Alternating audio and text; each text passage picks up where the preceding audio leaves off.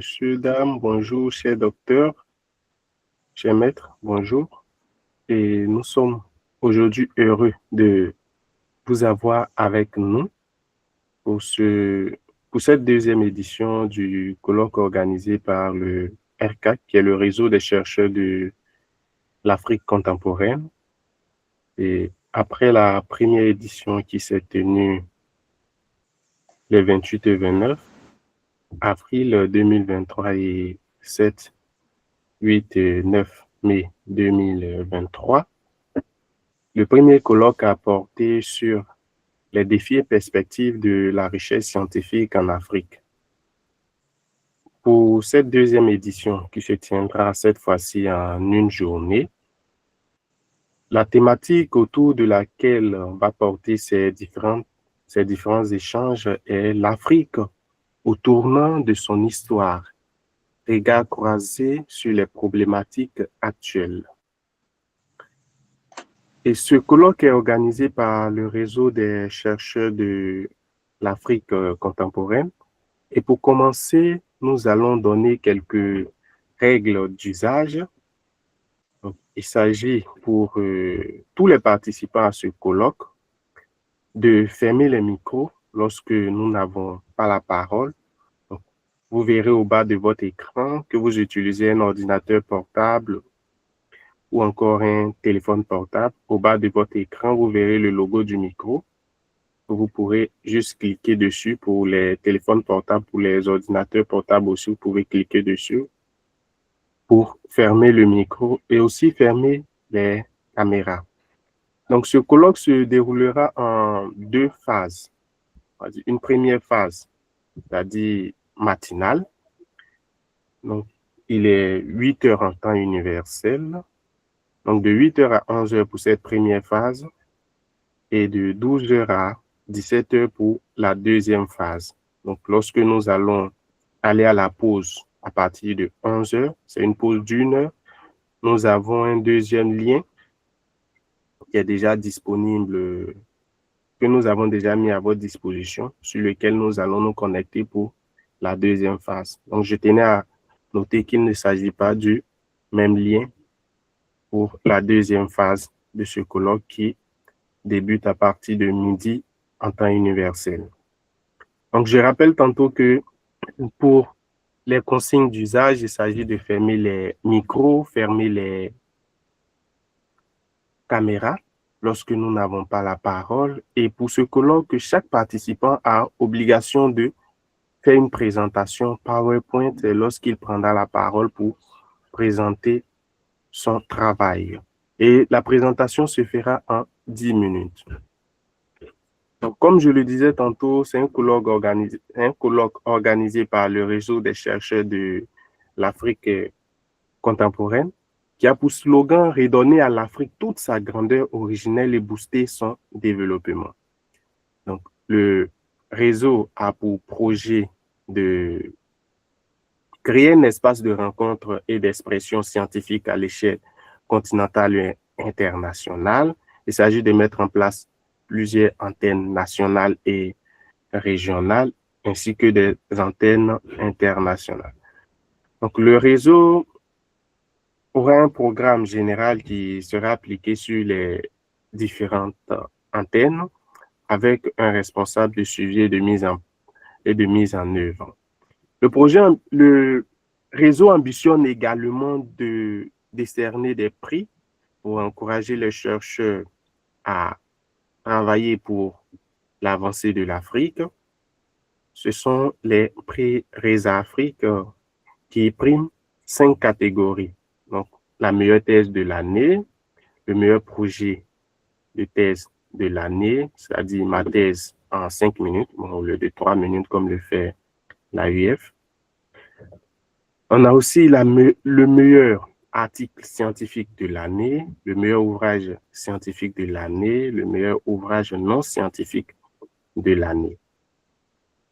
Et pour décerner ces prix, ce sont les membres du réseau qui vont financer ce projet. Donc, à travers les droits d'inscription et les cotisations annuelles. Donc, pour les étudiants Il s'agit d'une cotisation annuelle de 10 000 francs et un droit d'inscription de 5 000 francs. Pour les autres, c'est-à-dire docteurs, travailleurs et autres, chercheurs, 10 000 francs pour inscription et 15 000 francs pour cotisation annuelle. Donc, pour s'inscrire au réseau, nous avons sur notre plateforme Digipad le lien pour s'inscrire au réseau. Donc, vous pouvez vous inscrire à travers les moyens de paiement mobile money, que ce soit Orange Money, MTN Money, Wave et PayPal aussi. Donc, voici ainsi présenté le réseau. Et pour revenir à l'activité scientifique qui nous réunit ce matin, il s'agit du deuxième colloque organisé par le réseau des chercheurs de l'Afrique francophone. Et je le disais tantôt, ce colloque se fera en deux grandes phases. Une phase matinale qui se déroulera de 8 heures temps universel à 11 heures temps universel. Et nous ferons une pause de 1 heure pour reprendre à 12 heures et terminer à 17 heures en temps universel. Donc, pour cette première phase, nous aurons deux panels. Donc, deux panels. Un premier panel qui va réunir 4 communications. Et pour chaque communication, c'est 10 minutes. À la fin des 4 communications, nous aurons les échanges. Donc, ce premier panel se déroulera de 8 heures temps universel à 9h30 avec pour modérateur Dr Koni Zana Koni. Est-ce qu'il est bien présent, Dr Koni? Dr Koni est-il là? Non, pas encore. Il ne nous a pas encore rejoint. Donc, dans ce panel, nous aurons 4 communications. La première communication nous sera présentée par le collègue Oula Ambogou Paul. Est-ce qu'il est connecté? Oula Ambogou Paul. Mais il n'est pas encore connecté. Je ne le vois pas. Et la deuxième communication nous sera présentée par le collègue Sankara Soumaïla du CEDRES, Université Thomas Sankara du Burkina Faso. Est-ce que le collègue est connecté?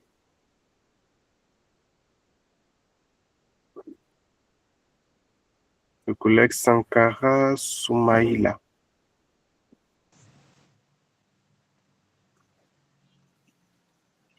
Une troisième communication de ce premier panel nous sera présentée par le collègue Lagasso Laurent de l'Adirus, du laboratoire L'Adirus, Université de Ngouandéré au Cameroun. Est-ce que le collègue est bien là? Lagasso, oui, je vois le collègue connecté. Oui, je suis là. Bonjour à tous. Ok, d'accord. Donc, merci d'avoir répondu à l'appel. Et la quatrième communication de ce premier panel sera présentée par le collègue Bini Paul. Donc, notre modérateur n'a pas encore répondu à l'appel. Donc, Président, je propose que nous commencions déjà avec les collègues qui sont là, tout en espérant que les autres nous prendront en cours du chemin.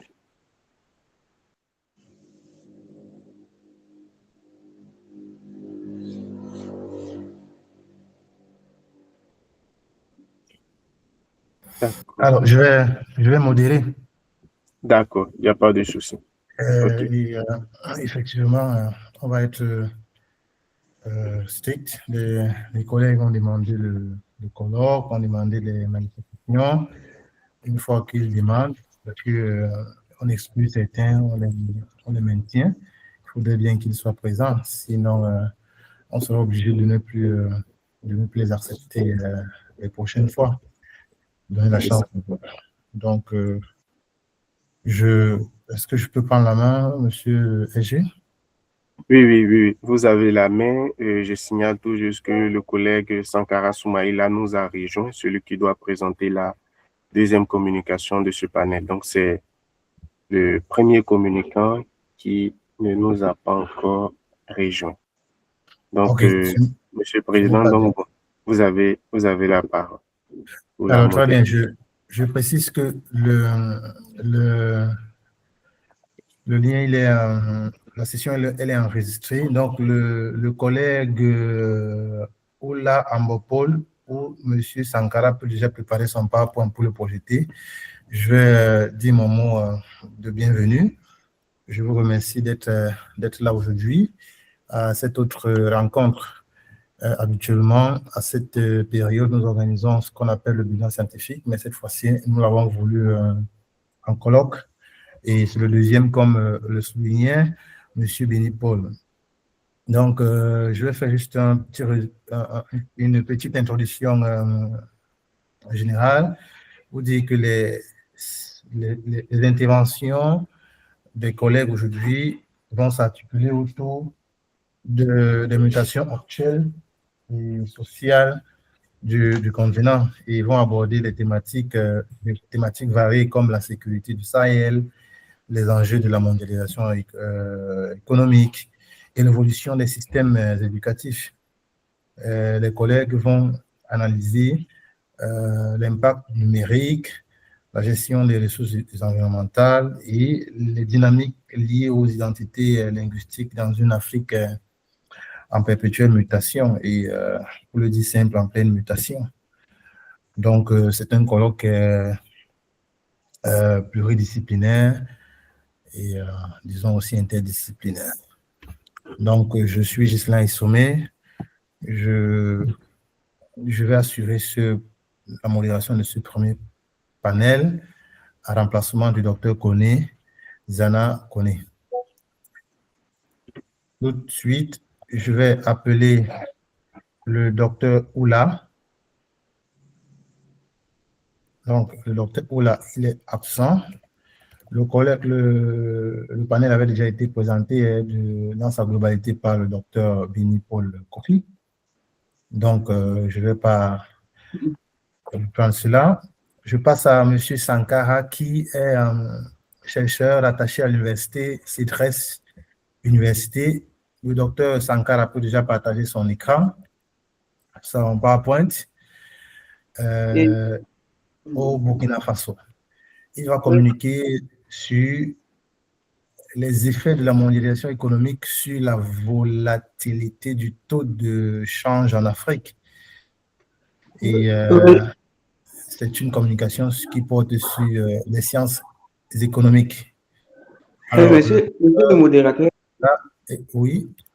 je ne sais pas si, bon, le troisième communicant, s'il est prêt, moi j'ai un petit souci avec ma machine actuellement, je suis en train de tout mettre en œuvre pour pouvoir, si le troisième communicant est prêt, mais il va passer en attendant que je alors, le docteur Laurent Lagasso peut déjà partager son écran. Merci, docteur Soumaïla. Docteur Laurent Lagasso peut partager son écran. Oui, bonjour. Bonjour. Oui, bonjour, docteur. Oui, je voulais demander une petite quelque chose là par rapport à la présentation sur PowerPoint parce que actuellement je présente sur le téléphone et mon PowerPoint est présentement sur mon ordinateur. Je ne sais pas parce que hier quand nous avons envoyé nos présentations PowerPoint, j'avais espéré que c'est vous qui allez peut-être projeter Ok, docteur. Oui. Ok, donc vous avez envoyé par mail. Il n'y a pas de Par souci. mail. On va être proactif puisque c'est enregistré, sinon ce sera trop long. Donc, je suis en train de télécharger votre PowerPoint que je vais aussitôt projeter. Mais les autres collègues, s'ils peuvent présenter, ce sera bien parce que c'est toujours bien de manipuler son outil. Donc, je vais de suite partager la présentation du collègue. Voilà. Est-ce qu'on la voit? Oui. Est-ce qu'on voit la présentation du collègue? Oui, oui, on la voit. Collègue Alors, Lagacé, vous voyez? docteur, Oui, oui, je vois. Merci. allez-y, docteur, on vous passe la parole. Vous avez 10 minutes. Merci de me passer la parole. Monsieur le modérateur, avant tout propos, je voudrais, si vous le permettez, exprimer toute ma gratitude à l'endroit du réseau de chercheurs de l'Afrique contemporaine et en particulier au comité d'organisation de ce deuxième colloque de jeunes chercheurs. Ceci dit, monsieur le modérateur, chers collègues, notre communication est intitulée « La transition de l'enseignement ». La transition numérique de l'enseignement, les défis des réseaux sociaux et des médias traditionnels face à la COVID-19. Il faut le dire, nous avons un peu retouché notre titre. J'espère que vous avez suivi. Monsieur le modérateur, chers collègues, le plan de présentation est structuré en 7 points. Notamment, en 1, nous aurons le contexte de production. En 2, l'objectif. En 3, le problème. En 4, la problématique. En 5, l'hypothèse. En 6, les résultats. En 7, les perspectives.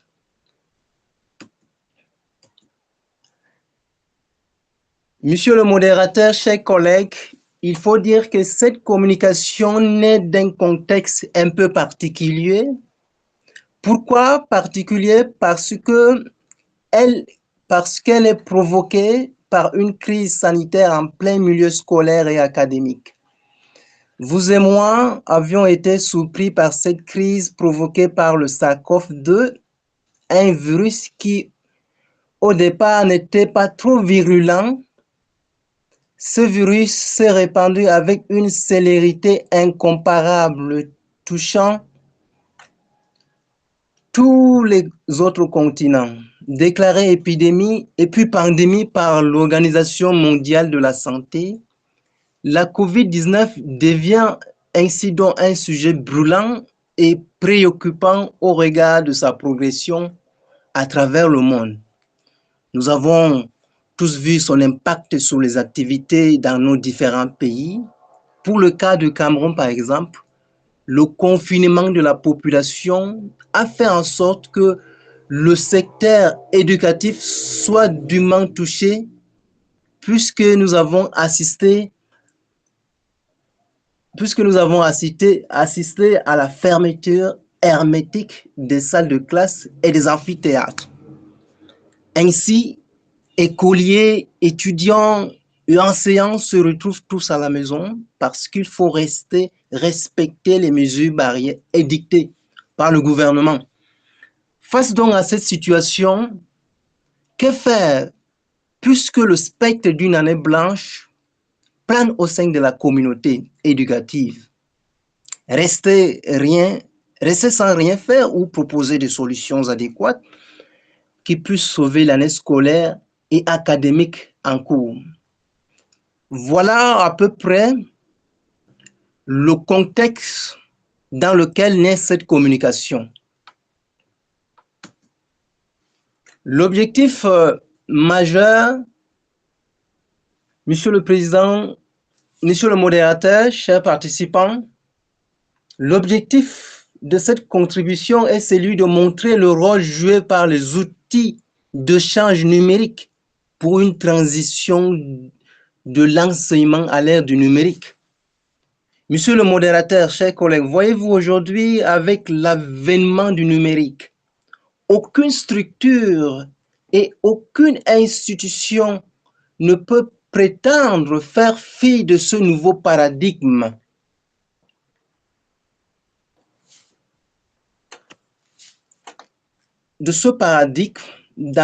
Dans le changement.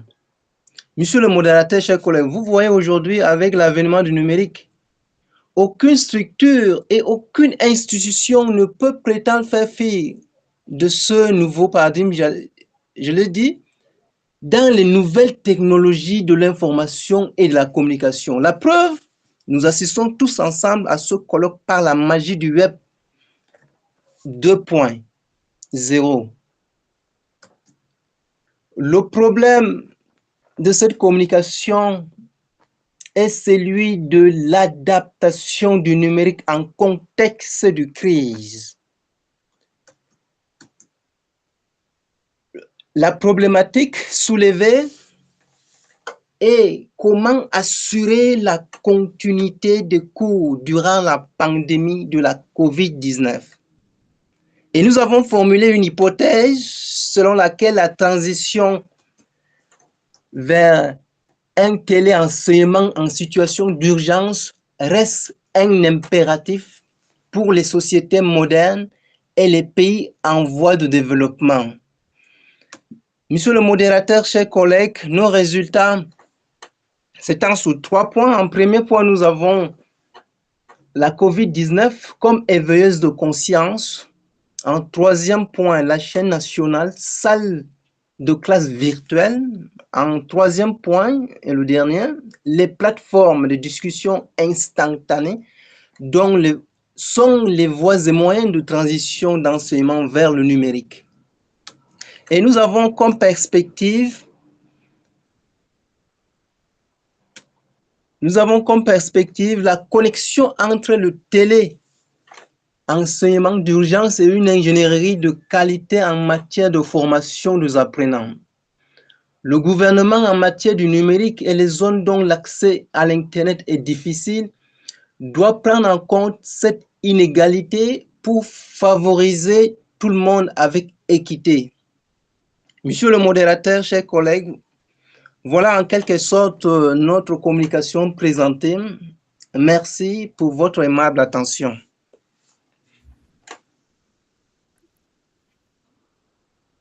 Alors, merci, chers collègues, pour votre communication qui a tenu sur 7 minutes.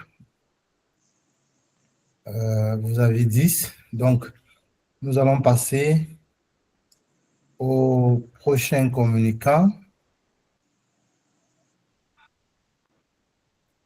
Le docteur Soumaïla, est-ce qu'il a réglé son problème? Bon, je suis là. Bon, c'est un doctorat, c'est pas un docteur.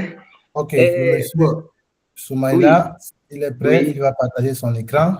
Bon, est-ce que vous n'allez pas partager pour moi? Ce Et je serait vais bien tenter vraiment de... de partager l'écran. Les PowerPoint que nous avons reçus, c'est vraiment en cas d'urgence. Oui, mais moi, je tente en vain. Ok. Oui. Mais nous rassurons déjà aux différents communicants qu'ils devraient partager eux-mêmes. C'est aussi une compétence numérique. Lorsque nous recevons les PowerPoint, c'est déjà pour se rassurer que les collègues les ont préparés. Oui. Voilà, parce que ce serait bien. Donc, on va essayer de partager, de trouver le PowerPoint parce que là, ça va tourner. On va rentrer dans le mail. Le collègue, nous n'avons pas votre PowerPoint. Est-ce que le nom, c'est quoi? Vous avez envoyé le PowerPoint par mail, c'est ça? Oui. Il ne s'affiche Donc, pas le nom. OK. Ah, OK. Colloque, criminalité. Non, pas du tout. Vous avez envoyé par quel mail, s'il vous plaît? Si vous l'avez, vous le partagez à l'écran ou vous me dites le nom par lequel vous avez envoyé le PowerPoint. OK. Donc, un instant, s'il vous plaît. Alors, nous allons passer en attendant le docteur, passer au prochain communicant s'il est présent. Oui, le collègue Oula Paul, il est présent. Donc, si le collègue est là, il va partager son écran. Ah, autant pour moi. J'avais cru que les présentations, une fois envoyées, c'était... Alors, au RD4 de passer Vous à les la avez projet. là, mais vous pouvez les partager si vous les avez, les communications. Bon, comme j'étais en train de faire ma présentation avec le téléphone, ça serait un peu compliqué. Alors, si vous pouvez me donner quelques minutes pour pouvoir brancher mon ordinateur, quoi. Non, non, non, nous allons chercher la communication. Mais en réalité, généralement, lorsqu'on demande les communications par PowerPoint, ce n'est pas que les communicants vont les ordinateurs vont s'asseoir pour partager toutes les communications. C'est double peine. Généralement, c'est pour se rassurer que les collègues ont les PowerPoint. C'est Ah, tout. d'accord, d'accord. Sinon, ça devient compliqué d'organiser un colloque et puis de faire encore tout le travail à la place des Ah communicants. oui, c'est vrai. Et là, j'ai votre PowerPoint, mais il est en PDF, donc je peux le partager. Oui, oui. Alors, donc, nous allons passer la parole au docteur, à Monsieur Oula, pour éviter Oui. les erreurs de docteur et pas docteur. Monsieur Oula Ambogoupol, qui est Oui. rattaché au laboratoire d'études et de recherche en droit, décentralisation et développement local de l'université Kourou Kankouga de Bamako au Mali. Il va communiquer sur le droit international pénal à l'aune du conflit terroriste du Sahel. Il va prendre le cas du Mali. Nous lui passons la parole pour une communication de 10 minutes. Vous avez la parole, cher docteur. OK. Alors, merci beaucoup, chers collègues. Merci aux autres communicants. Alors, ma communication est intitulée Droit international, l'aune du conflit terroriste au Sahel, cas du Mali. Alors, en abordant la question, je me suis dit que en réalité, le droit international pénal fait partie des disciplines les plus critiquées aujourd'hui sur la scène internationale, tant par les spécialistes que par les néophytes en la matière. En essayant de contextualiser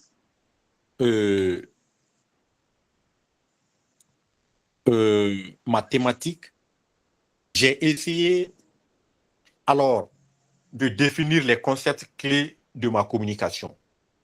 Alors, le premier concept, c'est le droit international pénal. Alors, il y a plusieurs définitions pour appréhender ce concept, mais je me suis basé sur celle donnée par le CICR. Alors, qui définit cette discipline comme un ensemble de règles juridiques visant à considérer comme de graves infractions du DIH, c'est-à-dire du droit international humanitaire, et du droit international des droits de l'homme, tout en encadrant juridiquement le processus de poursuite des auteurs. Alors, le deuxième concept, c'est le terrorisme, qui en réalité souffre d'une définition sur le plan scientifique, c'est-à-dire en droit international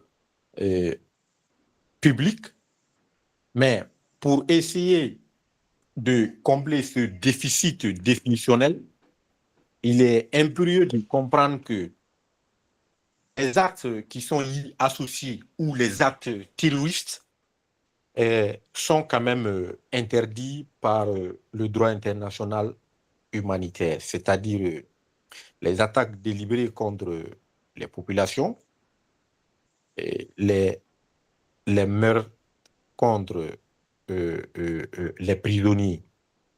Alors, en DIH, on distingue deux conflits, c'est-à-dire le conflit armé international qui oppose deux États ou plusieurs États, ou le conflit armé non international, c'est-à-dire le conflit interne, où vous avez les forces armées régulières d'un État qui sont opposées aux groupes armés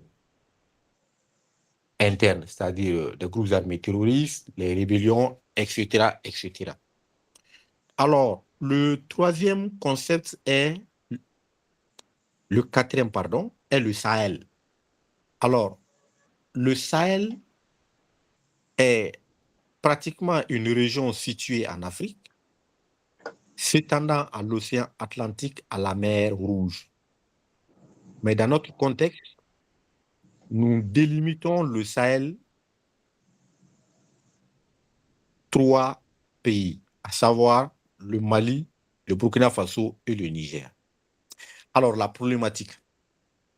Le terrorisme qui sévit dans la partie septentrionale du Mali depuis 2012 se manifeste par des attaques asymétriques, les embuscades, la pose des engins explosifs improvisés contre les forces de défense et de sécurité maliennes et leurs partenaires, l'imposition de la loi islamique. Et à cela, il faudra comprendre que tous les éléments suscités ici étaient accompagnés par plusieurs violations des droits de l'homme. Alors, comme objectif,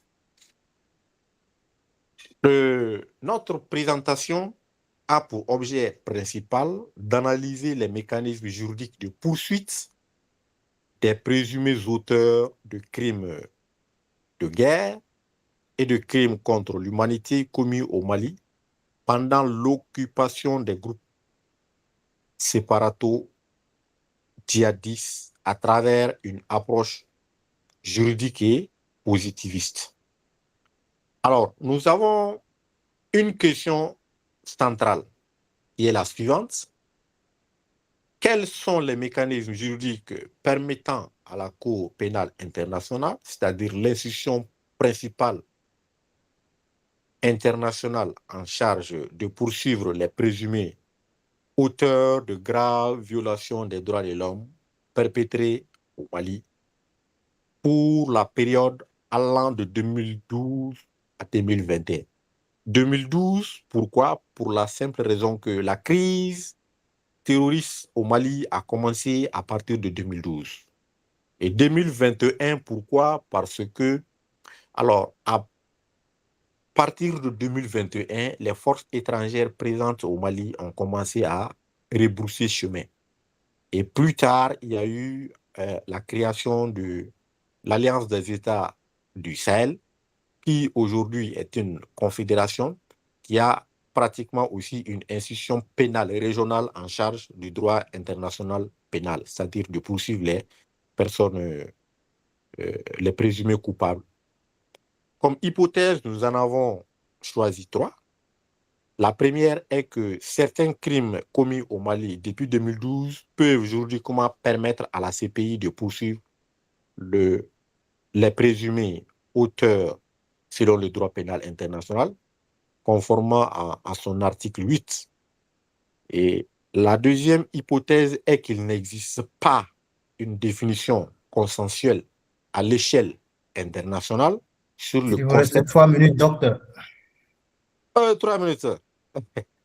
Alors, la troisième hypothèse est qu'il est important de préciser que la poursuite des présumés terroristes coupables de violation des droits de l'homme et du droit international pénal nécessite une coopération judiciaire. Alors, les conditions juridiques, c'est que l'article 7, alinéa 1 du statut de Rome donne la latitude au droit international pénal de donner à l'État hôte, c'est-à-dire l'État où ces crimes-là ont été perpétrés. Ensuite, nous avons quelques cas emblématiques. Parmi ces cas emblématiques, et on peut d'ores et déjà penser que ces cas emblématiques peuvent être considérés comme des graves violations, des crimes contre l'humanité et des crimes de guerre. J'en avais choisi 3. Vous avez le massacre d'100 de soldats qui ont été faits prisonniers et qui ont été par la suite exécuté par les groupes armés terroristes à Aguelhok en 2012. Et la deuxième est la destruction des mausolées à Tombouctou en 2012 et les deux grands massacres à Ogosagou et à Sobanda. Alors, le droit international pénal face à ces graves violations, c'est que la Cour est compétente en cas de violation des conventions de Genève à poursuivre les présumés auteurs. Et l'article 8 aussi abonde dans le même sens. Et c'est pourquoi vous conviendrez avec moi que Alassane Ag Faki a été poursuivi au niveau de la CPI ainsi que Al-Mahdi. Alors, il y a eu des mandats d'arrêt qui ont été lancés contre Yad Agali Amadou Koufa. Alors, il y a des défis en réalité en ce qui concerne la lutte contre le terrorisme. C'est que certains pays voisins tels que l'Algérie et la Mauritanie n'ont pas ratifié le statut de la CPI. Donc, à ce titre, il serait très difficile pour traduire les figures de proue qui sont impliquées dans le terrorisme au Mali et qui se sont réfugiés dans ces pays-là. Alors, le deuxième défi est que l'insuffisance en matière de coopération judiciaire entre les États constitue aussi un défi à ne pas négliger. Et le troisième défi, qui est pratiquement la fin à ce niveau, est que la crédibilité de l'institution en charge de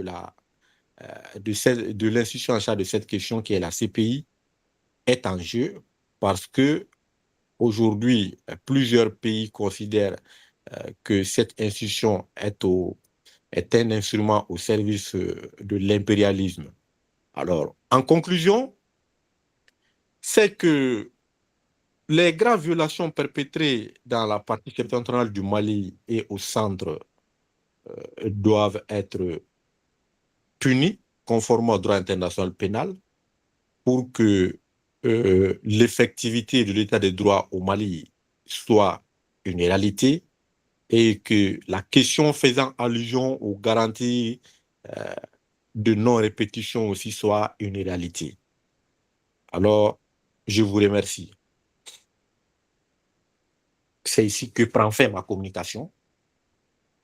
Je vous remercie, chers collègues, chers modérateurs. Merci beaucoup, cher docteur, pour cette très belle présentation. Malgré le temps que courait, vous avez gardé le calme, vous avez fait votre présentation jusqu'au bout et vous avez tenu dans les temps. Merci, je vous remercie beaucoup. Alors, Merci. nous allons passer, je rappelle aux collègues qui sont en ligne que les questions, la phase d'échange sera renvoyée à la fin du panel. Donc, nous passons actuellement au collègue Soumaïla. Est-ce qu'il nous a envoyé son PowerPoint par mail ou il a la possibilité de le présenter, soit l'un, soit l'autre? Le docteur Sankara nous a-t-il envoyé son PowerPoint parce que nous ne l'avons pas? Est-ce qu'il est là, le docteur Sankara? Docteur. Alors, il est là? Non, il n'est pas là. Il n'est pas là. Alors, peut-être un souci technique. Nous allons donc passer au prochain communicant en attendant en espérant que le docteur Sankara Soumaïla nous rejoigne. Passons au collègue Balo Yakuba, qui est membre de l'ARES, de l'Université Félix Houphouët-Boigny d'Abidjan, à Abidjan, en Côte d'Ivoire. Avec son collègue Bini Paul, ils vont communiquer sur la sécurité privée en Afrique, l'émergence et la régulation. Vous avez 10 minutes pour votre présentation. Vous avez la parole, chers collègues. Ok, merci, monsieur le modérateur. Bon, donc, je suis Bini Paul. C'est moi qui vais faire la communication. Donc, notre communication s'intitule « La sécurité privée en Afrique, émergence et régulation ». Notre plan de présentation est le suivant. Donc, nous commencerons par une problématique, ensuite une méthodologie, puis les résultats de la recherche, avant de discuter ces résultats et terminer par des recommandations. Au niveau de la problématique, c'est que le paysage sécurité en Afrique est de plus en plus composite, en fait. Donc, parallèlement aux forces publiques de sécurité, à l'armée et aux différentes corporations militaires bi- ou multilatérales, un nombre important d'acteurs privés de sécurité exercent en Afrique. Donc, au fil des ans, la sécurité privée s'est développée pour s'organiser sous forme commerciale pour fournir des services aux institutions publiques, privées et aussi aux particuliers.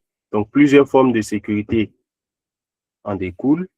Donc, une forme commerciale, des formes institutionnelles, des formes communautaires et aussi militaires. Cette contribution s'intéresse aux formes dites commerciales en incluant les formes de sécurité privée non militaires et militaires. Donc, les pratiques de sécurité aujourd'hui tendent à surveiller, à garder, à transporter, à protéger, en bref. Et bien que les sociétés de sécurité proposent plusieurs services, elles demeurent sous le contrôle des États. Aujourd'hui, la sécurité publique, privée du moins, semble se propager dans le monde et cette expansion s'explique d'un pays à l'autre de diverses manières, à savoir aux États-Unis par l'émergence des propriétés de masse dans les années 80 et aussi l'émergence de la criminalité, ce qui a donné naissance en 1971 à la première théorie sur la sécurité privée. Donc en France, ce sont trois raisons évoquées par Oketo. De ce qui est de l'Afrique avec son contexte socio-historique, culturel, politique et économique différent. Donc nous nous interrogeons sur des facteurs à la base de l'émergence de la sécurité privée en Afrique. Donc, avec l'émergence de la sécurité privée en Afrique, les États d'Afrique parviennent-ils à réguler les dites sociétés privées? Donc, l'objectif de cette contribution est d'analyser le développement des entreprises privées de sécurité et les défis de leur régulation. Notre ancrage théorique est basé sur la théorie dite du partenaire junior, qui sous-tend que les forces de sécurité privée viennent servir d'appoint aux forces publiques pour prévenir et réduire la criminalité en vue de conforter le maintien de l'ordre. Donc, notre méthodologie se présente comme suit. Il s'agit d'une étude basée sur la recherche documentaire, l'observation, la recherche documentaire, les vidéos également et l'observation. Donc, elle inclut un échantillonnage de 3 catégories, à savoir 11 pays. Donc, des catégories de pays où la sécurité privée est bien établie, et une deuxième catégorie où la sécurité privée est en émergence, et une troisième catégorie où la sécurité privée est peu développée. Donc, les données ont fait l'objet d'une analyse qualitative. En ce qui concerne les résultats, donc il en est ressorti que la criminalité urbaine a exacerbé la demande croissante de sécurité. Donc, c'est le cas en Côte d'Ivoire dans les années 80 où la criminalité a explosé. Et aussi, en Tanzanie aussi, la criminalité a amené les entreprises de sécurité privée à se développer pour répondre aux besoins de sécurité. Donc, avec les études aussi de Debrier 2001, c'est le cas dans plusieurs pays en Afrique de l'Ouest, en Afrique de l'Est et aussi en Afrique australe. Donc, il y a aussi l'instabilité politique et les conflits en Afrique qui ont donné une place importante à la sécurité privée. C'est le cas de l'Afrique du Sud, aussi la Zambie, encore l'Angola. Donc, la Zambie et l'Angola qui ont connu des vagues de conflits armés. Au Mali également, la sécurité privée s'est développée à la suite des coups d'État qui ont successifs de 2020 et 2021, où des entreprises privées paramilitaires comme Wagner se sont développées. En Mozambique aussi, c'est la même chose avec des conflits en RDC et en Somalie. Donc, la sécurité privée aussi s'est développée par le recyclage aussi des anciens combattants. Donc, en Côte d'Ivoire, avec la crise militaro-politique qu'a connue la Côte d'Ivoire, les protagonistes des conflits, après les conflits, se sont convertis en entrepreneurs dans la sécurité privée ou encore agents de sécurité. C'est un constat aussi plus ou moins marqué au Sénégal avec l'étude de Enzo Fasquelle 2016. Donc, l'évolution des technologies a aussi participé à l'émergence de la sécurité privée. Donc, les multinationales ont trouvé des places importantes dans des pays comme la Côte d'Ivoire, le Mali, la RDC, le Congo, où des multinationales comme Flash Intervention, Wagner, G4S ont pu s'implanter à travers les services qu'ils fournissent, généralement rattachés au TIC. Et il y a aussi la défaillance. Enfin, l'émergence s'explique aussi par la défaillance des forces publiques de sécurité. C'est le cas en Afrique du Sud, au Nigeria, et aussi en Côte d'Ivoire, le ratio police et population resté faible a contribué à l'émergence aussi de la sécurité privée pour répondre aux besoins de sécurité des entreprises aussi. Donc, en ce qui concerne les défis, donc les défis de la régulation de la sécurité privée aujourd'hui en Côte d'Ivoire sont nombreuses. Donc, on peut parler de la lourdeur administrative, ce qui crée le problème d'agrément, par exemple en Côte d'Ivoire. On a la défaillance aussi du contrôle dans les entreprises, dans les pays africains et la violation des droits de l'homme dans certains pays aussi et le manque de régime réglementaire efficace est l'une des principales préoccupations associées à l'essor des entreprises militaires de sécurité privée. Aussi, la Convention internationale de 1989 contre le recrutement, l'utilisation, le financement et l'entraînement des mercenaires ne permet pas d'assurer une régulation juridique internationale des activités militaires. Donc, elle est un peu trop centrée que sur le recrutement au lieu d'amener aussi, de porter aussi sur les activités de sécurité. Donc, pour la discussion des résultats, donc la présente étude a pu mettre en évidence certains facteurs à l'origine de l'émergence de la sécurité privée en Afrique, ce qui fait que la sécurité privée en Afrique est soumise à des défis de régulation. Donc, la forte poussée de la criminalité a favorisé une demande croissante qui a donné une place importante aux entreprises de sécurité, donc parallèlement à l'instabilité qui, elle, à son tour, a exacerbé cette demande-là au regard du fort sentiment d'insécurité que l'on vit en période de conflit. Donc, la police, à elle seule, ne pouvait plus endiguer ce phénomène, ce qui a renforcé la place de la sécurité. Donc, en gagnant sa place, la sécurité privée s'est appuyée sur l'éthique avec l'expertise plus ou moins marquée des ex-combattants pour consolider cette place-là en Afrique.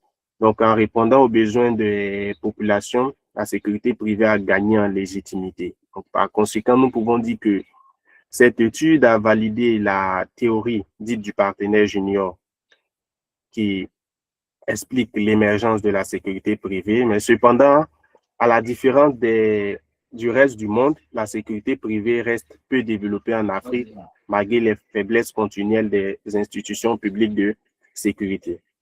Aussi, les défis de régulation persistent, car les législations n'ont pas suivi au même rythme que le développement des activités de sécurité privée, ce qui provoque des violations des droits. Donc, en termes de recommandations, pour terminer, il s'agit de mettre en place des cadres réglementaires adaptés qui puissent répondre aux défis spécifiques auxquels l'Afrique est confrontée en matière de sécurité privée. Renforcer aussi les cadres juridiques et réglementaires et créer des organes de contrôle régionaux et un organe continental. mettre en œuvre des mécanismes de signalement de suivi sur les violations et les plaintes, et aussi mettre en œuvre des procédures de licence, d'enregistrement et de contrôle pour les entreprises de sécurité privée et leur personnel. Il s'agit aussi de créer une convention continentale contre le recrutement, l'utilisation, le financement et l'entraînement des mercenaires pour assurer une régulation juridique nationale et continentale. Et enfin, nous proposons de créer des organismes de régulation indépendants, dotés de ressources suffisantes et de pouvoir pour faire appliquer les réglementations qui seront adoptées. Donc, voici ainsi présenté un substrat et l'essentiel de notre travail. Donc, merci pour votre attention. Monsieur le modérateur, vous avez la parole. Je vous remercie pour cette brillantissime contribution qui nous éclaire sur des enjeux majeurs je pense, de sécurité, donc en Afrique. Donc, nous allons passer la parole sans faire trop de commentaires là-dessus, réservant les commentaires pour la phase d'échange au docteur Sankara Soumaïla, qui était là ce matin et qui a eu quelques soucis de PowerPoint que nous ne retrouvons pas dans notre boîte email. Est-ce que le docteur Soumaïla est présent?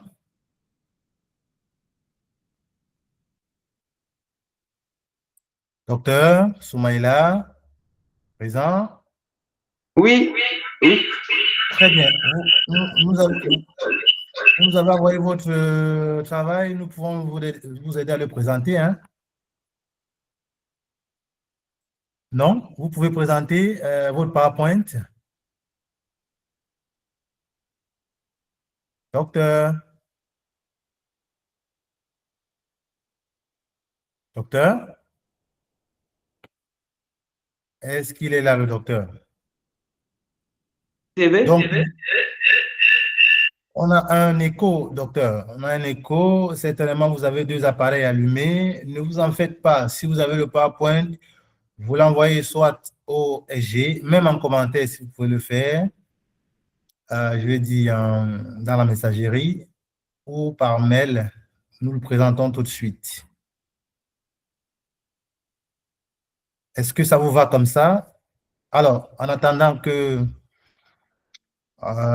l'homme fait la technologie finit par faire l'homme. Nous allons espérer quelques 2 secondes par là en appelant que ce panel allait de 9h temps de Paris, heure de Paris à 10h30.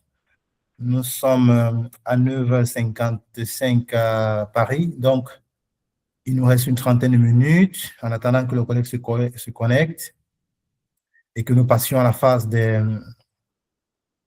communications, des échanges. Est-ce que le docteur est prêt? Alors, ce que nous allons faire, c'est que nous allons ouvrir le panel pour ne pas laisser la session étant enregistrée. OK, très bien. Le docteur Soumaïla est là.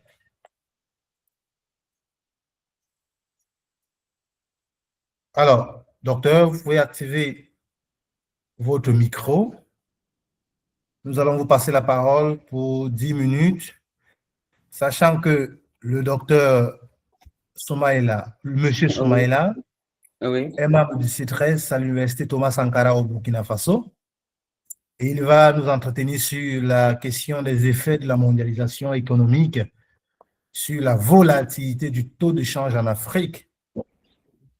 Et ce travail tente d'étudier l'effet de l'aspect économique de la mondialisation sur la volatilité du taux de change réel. Et il se base sur un échantillon de 40 pays ouest et couvre la période de 1995 à 2020. Très chers collègues, you have the floor. Vous avez la parole. 10 minutes. Et je vais une fois de plus vous remercier pour l'occasion que vous m'offrez et puis vraiment m'excuser pour le problème. J'ai dû changer de machine pour pouvoir présenter. Ma machine vraiment avait des problèmes. Et donc, moi, c'est Sankara Soumaïla. Bon, contrairement à ce que vous dites, je ne suis pas docteur, je suis un doctorant. à l'Université Thomas Sankara, je dois présenter sur les effets de la mondialisation économique sur la volatilité de l'échange. Et il faut dire que la mondialisation économique, et notre travail va s'articuler autour de cinq points essentiels. Et bon, je vais faire fi de ça et puis continuer. Et comme introduction, il faut dire que la stabilité du taux d'échange est un indicateur crucial pour les décideurs et les acteurs économiques qui cherchent en fait à ce qui suivait en fait les questions de stabilité, les questions de taux d'échange. L'idéal, ce qui est recherché, c'est d'avoir un taux d'échange stable au cours du temps. Par contre, dans la réalité, le taux d'échange n'est pas tout le temps stable. Et pour la plupart des pays, ces fluctuations ont apparu à la suite de l'abandon en 1971 du système des talons or, qui marque en fait le passage d'un taux d'échange universellement fixe à un taux d'échange, à un flottement plus ou moins généralisé. Il est connu qu'en réalité, sur les faits, le taux d'échange, les fluctuations de taux d'échange ont des effets négatifs sur les grandeurs macroéconomiques. Naturellement, sur le commerce international, un taux d'échange instable peut affecter le commerce international.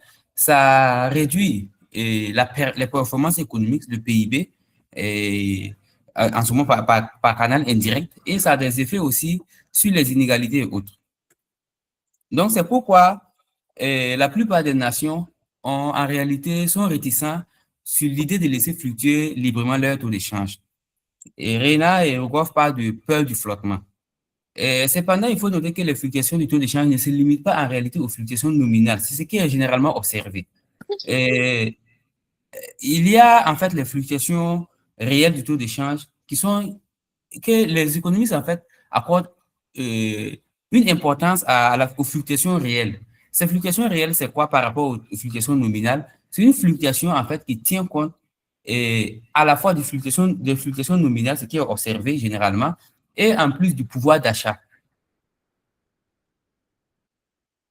Il y a plusieurs travaux qui, en amont des travaux qui mettaient en avant les effets négatifs du taux d'échange sur les indicateurs macroéconomiques. Il y a des travaux qui montrent en fait que le taux d'échange, qui cherchent en fait à trouver les déterminants en fait du taux d'échange. Les premiers auteurs ont d'abord pensé que les fluctuations du taux d'échange étaient causées par des fluctuations des valeurs nominales. C'est-à-dire, il y a l'inflation, la masse monétaire. Mais par contre, après a émergé avec les travaux de Haut 2002, l'idée que les fluctuations nominales ne sont pas suffisantes pour justifier les fluctuations du taux d'échange, la volatilité du taux d'échange. Il faut aussi tenir compte des facteurs les facteurs d'ouverture. Et ces facteurs d'ouverture-là, c'est principalement l'ouverture commerciale. Et l'objectif de notre travail, là, c'est de déterminer les effets agrégés et désagrégés de la volatilité de change. Et c'est pour cela, nous nous sommes posé la question de savoir quels sont les effets agrégés et quels sont ces effets désagrégés sur la volatilité de l'échange. Globalement, nous postulons que de façon globale, comme hypothèse, la volatilité de l'échange, l'ouverture, la mondialisation affecte positivement la volatilité de l'échange, mais au niveau des agrégés, ces effets sont différenciés. Comme revue de la littérature, on a brossé la revue de la littérature théorique au niveau de l'introduction et à les causes monétaires et à les causes non monétaires avec les travaux de Haut 2002. En revue empirique, il faut dire que là, il y a eu beaucoup de travaux là-dessus, mais il n'y a pas eu de consensus parce qu'il y a vraiment beaucoup de travaux qui montrent des effets positifs, d'autres des effets négatifs, et il y a d'autres même qui disent que l'impact de l'ouverture sur la volatilité est en fonction de l'horizon temporel. À court terme, l'effet peut ne pas être observé, alors qu'à long terme, elle affecte positivement. Et il y a d'autres aussi qui disent que ça dépend de la nature de l'ouverture, comme les travaux de Caporal et Hall 2009, qui disent que l'ouverture commerciale est source de moins de volatilité, tandis que l'ouverture par le marché des financiers est source, c'est-à-dire affecte positivement la fluctuation du taux d'échange. Modèle et source de données. Nous avons utilisé, comme vous le dites, un panel de 40 pays qui couvre la période 1995-2021 et les données proviennent de l'indice COF de la mondialisation. Ça, c'est les données sur la mondialisation et les données sur le taux d'échange proviennent de la base CPI2. Et les autres données proviennent principalement de la base WDI et celle de la Banque mondiale. Maintenant, comment avons-nous mesuré la volatilité du taux d'échange? Pour capter la volatilité du taux d'échange, nous avons dû utiliser l'écart type. En fait, il faut dire que l'écart type, c'est l'indicateur le mieux adapté quand on utilise des données à basse fréquence. Par contre, quand pour les travaux à haute fréquence, comme des données annuelles, données mensuelles et journalières, il est préférable d'utiliser des modèles ARCH. Mais pour notre cas, comme ce sont des données à basse fréquence, nous avons dû utiliser l'écart type et nous avons régressé la volatilité à travers sa variable retardée, l'indice de mondialisation et des variables de contrôle. Et nous avons utilisé le modèle de régression à variable instrumentale avec facteurs communs non observés de Truscan et Safaridis 2021. Il faut dire que ce modèle d'estimation est une innovation par rapport au modèle traditionnel. Par contre, quand on prend, par exemple, si on prend les modèles traditionnels, généralement, ils ne tiennent pas compte des facteurs communs non observables. Ce sont des facteurs latents qui, en fait, peuvent biaiser les résultats. Nous utilisons ce modèle qui nous permet de corriger cela. Et pour justifier l'usage de ce modèle, nous avons dû utiliser des tests préliminaires. Il y a des tests de dépendance transversale qui justifient effectivement la présence des facteurs latents. Il y a les tests de stationnarité et nos variables sont stationnaires à niveau et à l'homogénéité des pentes et le test de multicollinéarité. Et comme résultat, il faut dire que nous avons utilisé 3 types de régression. D'abord, en utilisant l'indice de mondialisation de façon agrégée, et nous avons vu que la mondialisation, dans la première colonne, ce qui est encerclé en rouge, l'effet est positif et significatif à 1%. C'est-à-dire qu'un pays qui s'ouvre au commerce international a de fortes chances de voir son niveau de taux d'échange fluctuer de façon erratique.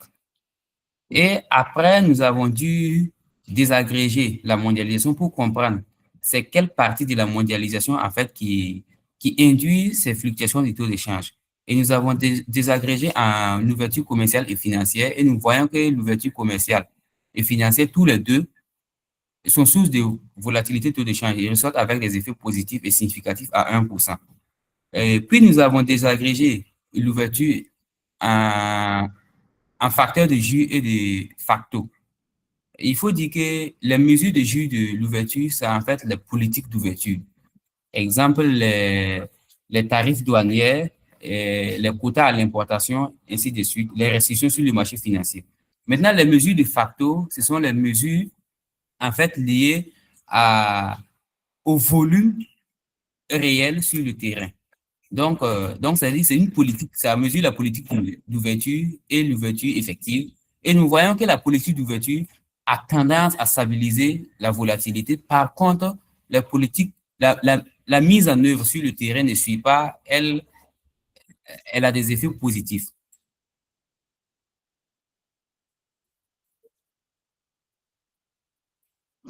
Donc, comme conclusion, nous pouvons dire que nous avons eu à estimer l'effet de la mondialisation sur la volatilité du taux d'échange dans les pays en Afrique en utilisant des modèles avec dépendance transversale. Et nous avons vu qu'il y a des effets positifs et au niveau agrégé et au niveau désagrégé, au niveau de l'ouverture commerciale et financière. Par contre, la politique d'ouverture, elle stabilise la volatilité du taux d'échange.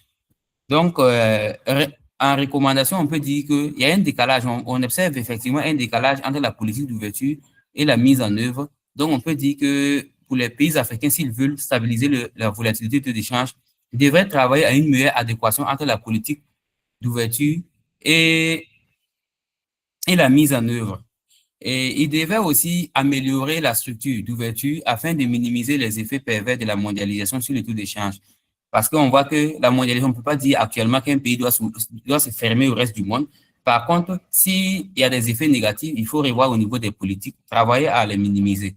Et aussi, on a vu, je n'ai pas souligné, mais l'ancrage du taux d'échange, le fait d'avoir un taux d'échange fixe est source de volatilité du taux d'échange. Donc, c'est quoi on peut faire, c'est de migrer vers le taux d'échange flexible. Migrer vers le taux d'échange flexible, ça ne veut pas forcément dire d'adopter un régime purement flottant. Il y a des régimes intermédiaires qu'on peut adopter. Ça nous permet d'avoir un taux d'échange qui fluctue autour d'une bande et qui nous permet de minimiser les volatilités du la volatilité du taux d'échange. Ah, merci grandement pour votre attention.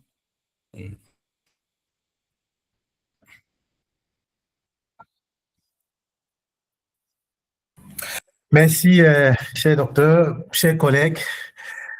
Nous vous souhaitons la soutenance dans peu de temps. Pour votre communication et merci d'avoir tenu dans le temps. Merci pour votre brillante participation. Alors, nous avons achevé avec les communications de ce panel. Nous passons à la phase des questions et de réponses. Rappelant que nous avons eu 4 communications. La communication du docteur Ola Ambo, la communication du docteur Sankara, celle du docteur Laurent sur la transition numérique, celle de monsieur, je vais préférer monsieur Benny-Paul, docteur cette fois-ci, sur la sécurité privée en Afrique. Donc, le principe, vous le connaissez. Vous levez la main, on vous passe la parole, vous posez votre question en identifiant, en indexant celui à qui la question est adressée et vous activez votre micro. Voilà, vous posez votre question. Alors, le docteur Kouadio Samuel a la main levée. Docteur, vous avez la parole. Vous pouvez activer vos caméras hein, pour ceux qui veulent bien communiquer, pour qu'on voit qui parle, si vous le souhaitez.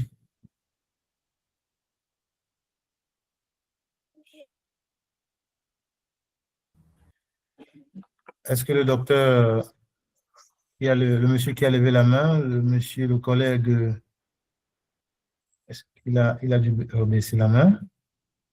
Quelqu'un voudrait-il prendre la parole? Monsieur docteur Benny-Paul, vous avez la parole. Merci, monsieur le modérateur, et merci aux différents communicants pour ce panel riche en connaissances.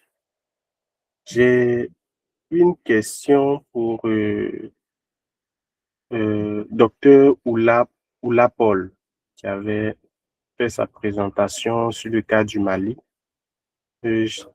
Dans sa présentation, docteur Oula Paul, je ne sais pas s'il est là. Oui, cher collègue, tu es là. D'accord. Dans votre présentation, vous parliez du cas du Mali. Et lorsque vous avez fait votre définition de concept, j'ai pu voir dans la définition du Sahel, vous avez délimité la zone à 3 pays, à savoir le Mali, le Burkina et le Niger. Donc, Oui. j'ai pas compris pourquoi cette délimitation et quel lien ça a à voir avec le sujet. Délimiter une zone de près de 10 pays à 3 pays, c'est vrai, mais pour une étude qui porte sur un seul pays, je ne comprends pas vraiment le lien à ce niveau-là. Donc, j'aurais bien aimé que vous m'éclairiez un peu à ce sujet. Donc, monsieur le modérateur, voici ma question.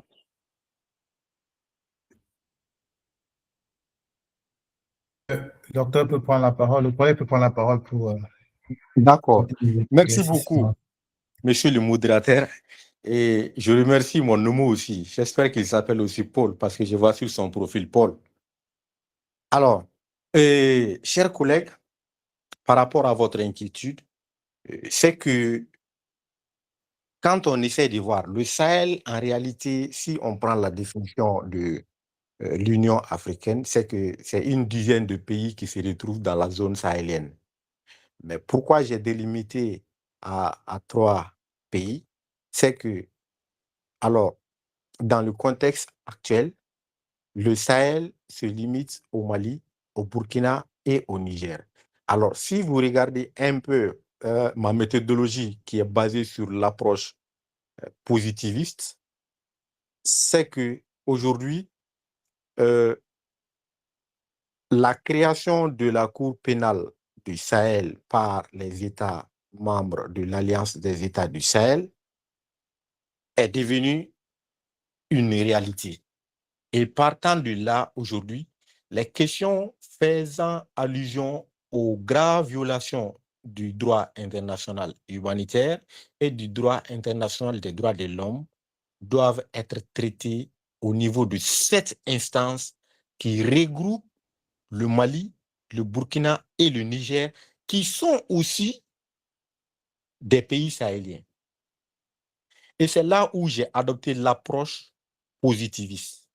Alors, la seconde raison est que, sur le plan historique, le conflit du Sahel a commencé au Mali, c'est-à-dire à partir de 2012, et qui, par la suite, s'est propagé de manière progressive vers ces 2 pays-là, à savoir le Burkina et le Niger.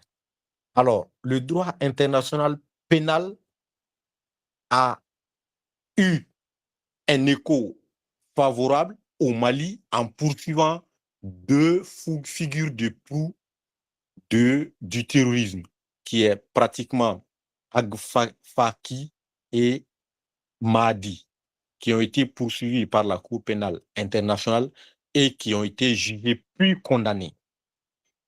Alors, maintenant, avec la création de l'Alliance des États du Sahel, vous conviendrez avec moi que ces pays ne sont plus membres de la CPI.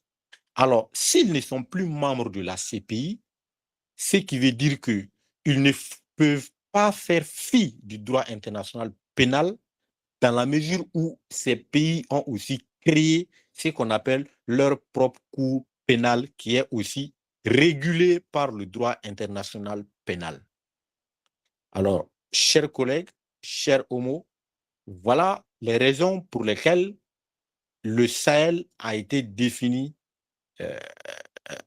au niveau de ces 3 pays-là, qui est le Mali, le Burkina et le Niger.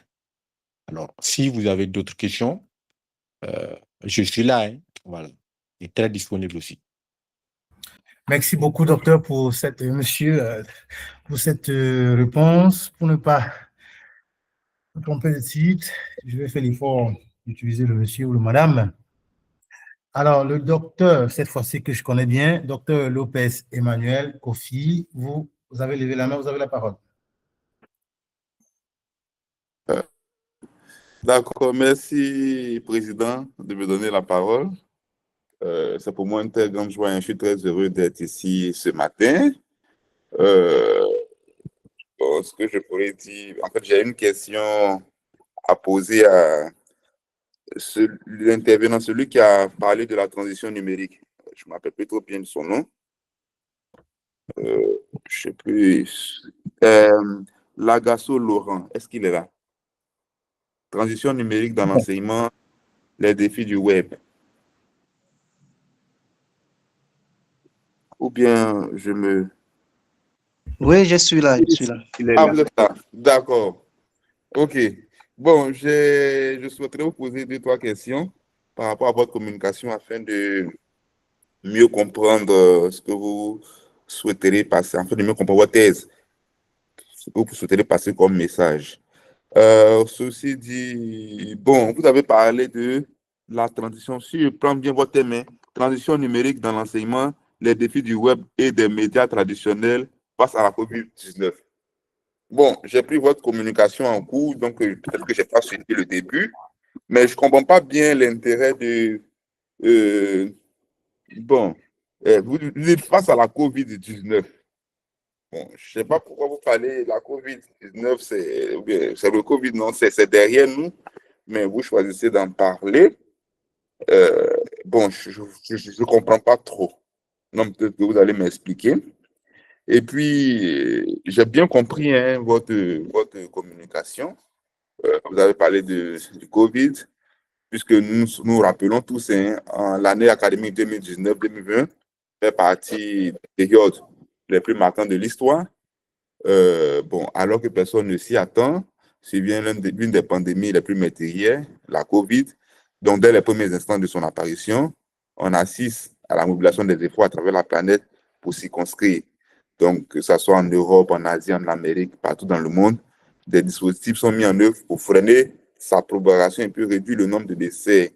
Bon, l'Afrique ne sera pas en reste. On va assister au confinement, à la quarantaine, à la sensibilisation sur les gestes barrières. Mais je veux dire, tous ces éléments-là ne vont pas empêcher, je veux dire, l'avènement de la COVID. Et donc, pour régler, ou du moins pour assurer la continuité pédagogique, on va déployer un certain nombre de mesures, parmi lesquelles l'enseignement numérique. Et, ok, ça c'est bien noté, ça c'est bien sûr, mais bon, je me dis que la pandémie est derrière, mais vous choisissez d'en faire un sujet de recherche, ça peut être intéressant, mais je ne vois pas trop la pertinence, donc peut-être que tout à l'heure vous allez m'expliquer. Maintenant, ce que je n'ai pas vu aussi dans votre communication et que je souhaiterais que vous puissiez, c'est que vous avez cette vanté les mérites, hein, les mérites du web, des médias, de la transition numérique, mais je n'ai pas vu les inconvénients, puisque le numérique, tout ça, ça n'a pas seulement que des avantages. Donc moi, j'aimerais savoir quels sont les inconvénients ou les aspects négatifs de l'usage du numérique dans l'enseignement. Voilà, puisque il n'y a pas seulement que des avantages, donc quels sont les aspects négatifs et comment faire face donc, à ces aspects-là. Bon, je ne sais pas si vous avez bien compris ma question, ou bien je pourrais reformuler aussi. Merci beaucoup, j'ai bien compris votre question. Ok, merci. Oui, D'accord. donc, Merci docteur, beaucoup, vous monsieur. pouvez répondre. Hein? D'accord.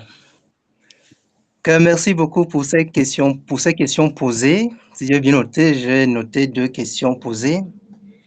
Vous dites que vous ne comprenez pas l'intérêt de parler de la COVID-19. Bon, vous avez parlé du Covid, mais moi, je préfère parler de la COVID-19 alors que c'est déjà derrière nous. Tout à fait, vous avez raison, c'est déjà derrière nous. Mais ce qu'il faut comprendre ici, c'est que nous avons pris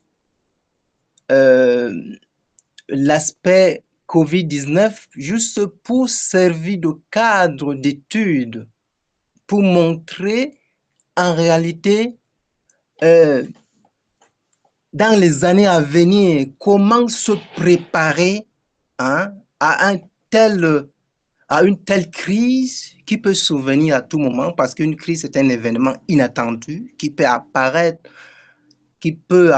à tout moment, parce que ça ne prévient pas une crise. Pour les effets négatifs du numérique que vous avez parlé, en réalité, nous n'avons pas, peut-être c'est un manque de notre part, nous n'avons pas trop parlé des effets négatifs du numérique.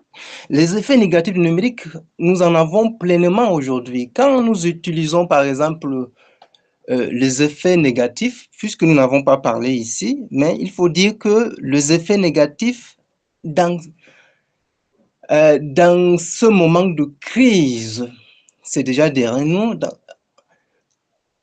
était en réalité, je ne voyais pas trop cet effet négatif parce que l'objectif était de voir dans quelle mesure sauver une année académique dont le spectre d'une année blanche planait déjà, parce qu'ici au Cameroun, vous le savez, la crise est survenue en tout cas en mars, chez nous ici en mars, en plein milieu année académique, et il fallait trouver de moyens rapides, parce que c'est une crise, trouver des moyens rapides pour pour remédier et sauver l'année académique en cours.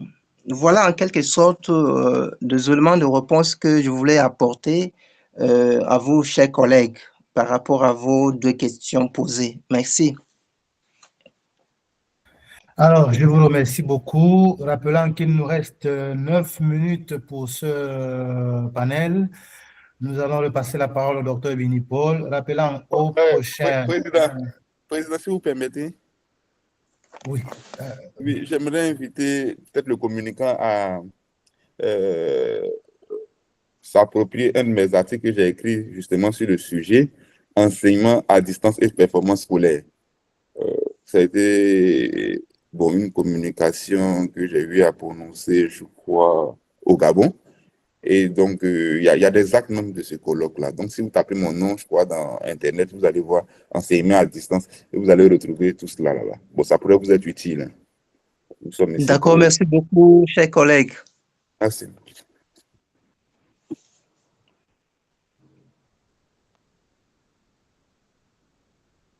Très bien. Nous passons la parole au docteur, mais avant cela, nous rappelons au prochain panel, au prochain modérateur de consulter le lien digital pour télécharger le programme qui a été mis à jour.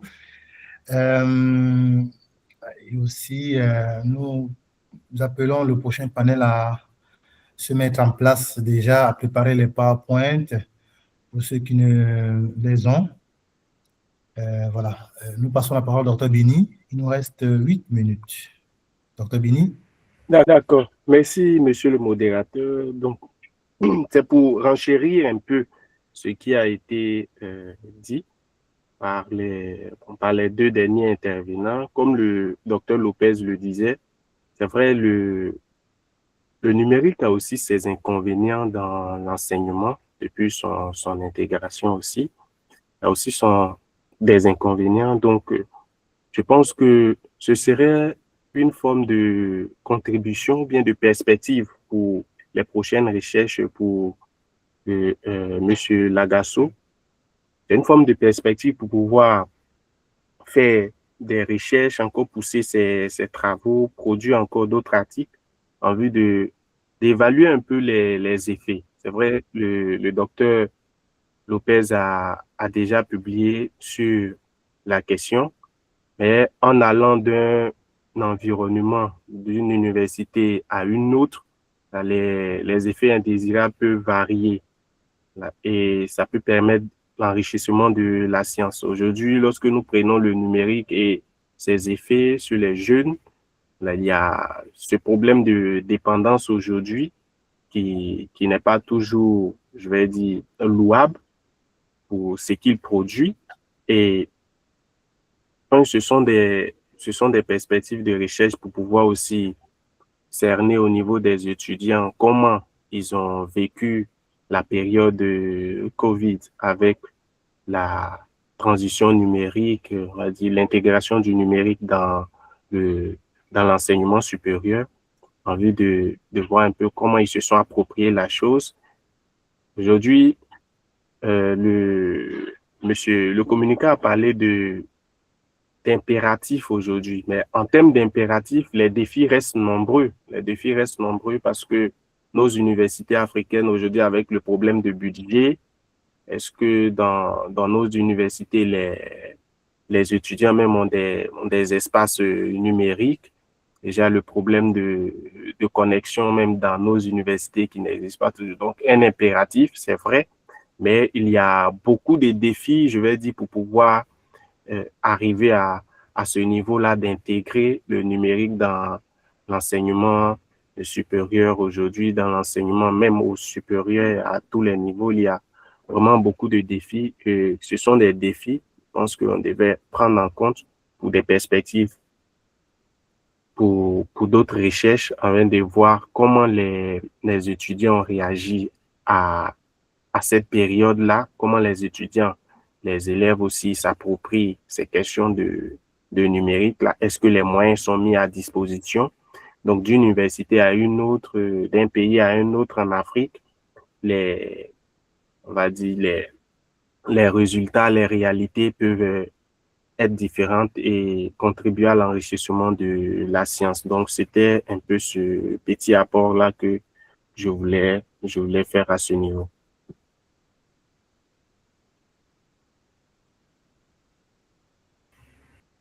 Donc, merci, Alors, monsieur. merci beaucoup, docteur, pour cette prise de parole. Est-ce que quelqu'un a quelque chose à ajouter, autre chose à ajouter? Sinon, oui, le docteur Lopez, en 3 minutes, nous D'accord. demandons Je ne sais pas si on va avoir le temps. En fait, c'est pour... Oui, un oui. instant. Nous demandons donc un instant à monsieur le panel 2, à monsieur au docteur Oumaima El Hashmid de se préparer. Docteur, vous avez la parole, désolé. D'accord, non, il n'y a pas de souci. En fait, bon, c'était juste, je ne sais pas si on va avoir le temps, c'était juste poser une question à celui qui a parlé de la mondialisation économique du taux d'échange. Bon, en fait, je ne sais pas s'il est là. Il est là? Il est bien là. Oh, ok, d'accord. Bon, vous avez parlé de la mondialisation du taux d'échange. J'ai suivi avec votre communication avec beaucoup d'intérêt, hein. Mais moi, j'aimerais avoir votre avis sur la question parce que nous utilisons le franc CFA et il y a certains qui disent que le franc CFA, il ne faudrait pas y toucher parce que, bon, ça assure une certaine parité du taux d'échange, il y a moins de fluctuations, donc il faudrait garder cette monnaie-là. J'aimerais avoir peut-être dans 30 secondes, 40 secondes, votre avis sur la question. Ok. Et merci vraiment pour la question. Bon, il faut aller vite. Il faut dire que pour la question de la mondialisation et de la volatilité de l'échange, puisque nous allons donner une réponse qui est en fonction de notre recherche. Bon, il faut dire que pour le cas de notre recherche, on trouve que je trouve que plus un pays qui s'ouvre au commerce international et au flux des capitaux, c'est préférable d'adopter un taux d'échange flexible. Parce qu'on voit que actuellement, l'autarcie, ce n'est pas possible. Dire qu'on doit rester fermé, c'est un peu compliqué. Et plus on s'ouvre, plus le taux d'échange est volatile lorsqu'il est fixe. Et il a encore, puisque nous parlons en termes de taux d'échange réel, puisque ce qui est observé, c'est quoi? Généralement, on peut voir le taux d'échange nominal qui fluctue, alors que le taux d'échange réel reste stable. Donc, alors que pour une économie, ce qui est plus important, c'est le taux d'échange réel, en fait. Donc, côté nominal, le taux d'échange fixe ont tendance à être plus stable, mais le taux d'échange réel pour les pays à régime d'échange fixe connaissent beaucoup plus de fluctuations par rapport au régime d'échange flexible. Donc, on peut dire, bon, pour une transition, on peut, au lieu de passer directement à un taux d'échange purement flottant, on peut passer à un taux d'échange intermédiaire qui allie flottement et dans une bande, en fait, on fluctue autour d'une bande. Donc, la fluctuation devient modérée et on gagne en flexibilité et en fixité à la fois. Bon, je ne pense pas que j'ai compris grand chose, mais bon, c'est bon. C'est très technique. Mais c'est intéressant quand même. On va y aller. Ok, non, bon, pour conclure, plus simple, il faut dire que Oui. c'est préférable d'adopter des taux d'échange flexibles. D'accord. Voilà. Alors, ça veut dire quoi, taux d'échange flexible? Parce que là, l'AES, par exemple, on voit sur Internet qui crée une monnaie, le Sahel, qui va coûter presque 1200 francs CFA en 30 secondes. Ok, quand on dit taux d'échange flexible, la différence avec le taux d'échange fixe, c'est quoi? Quand on prend le taux d'échange fixe, on est arrimé à une seule monnaie. Ou soit, bon, par exemple, quand on prend actuellement le franc CFA et puis l'euro, on voit que la valeur du franc CFA dépend en fait de l'euro, purement de l'euro. Ce qu'on dit la valeur, c'est par exemple quand l'euro s'apprécie en fonction du dollar, le franc CFA aussi s'apprécie. Par contre, les taux d'échange flexibles, c'est-à-dire que la monnaie n'est pas arrimée à une monnaie. Elle évolue en fonction des performances économiques de chaque pays. Ouais, comme le dollar. Voilà, comme le dollar qui évolue en fonction des performances économiques. Ok, très bien. Nous avons atteint la limite de notre panel. Alors, je remercie tous les communicants déjà d'avoir été présents, même s'il y avait quelques retards. Merci beaucoup parce que c'est un engagement qu'on prend. Se réveiller à 9 h de Paris, c'est compliqué, mais vous avez fourni cet effort-là. Je vous remercie aussi pour vos brillantes communications, pour la participation des collègues qui ont contribuer à animer avec des questions parce que c'est intéressant lorsqu'il y a des questions pour élargir les perspectives et les débats. Merci beaucoup. Nous déplorons, nous regrettons l'absence du modérateur qui s'est porté garant. Je ne sais pas s'il est dans le panel, il arrive peut-être après. Est-ce qu'il est là? Non. Donc, nous regrettons son absence. C'était du volontariat. Voilà, donc c'est important de tenir à ses engagements. Nous passons donc la main, mais nous allons arrêter déjà l'enregistrement pour relancer pour le second panel. Donc, la collègue se met donc en place, elle peut faire son appel. Merci beaucoup. Bonjour,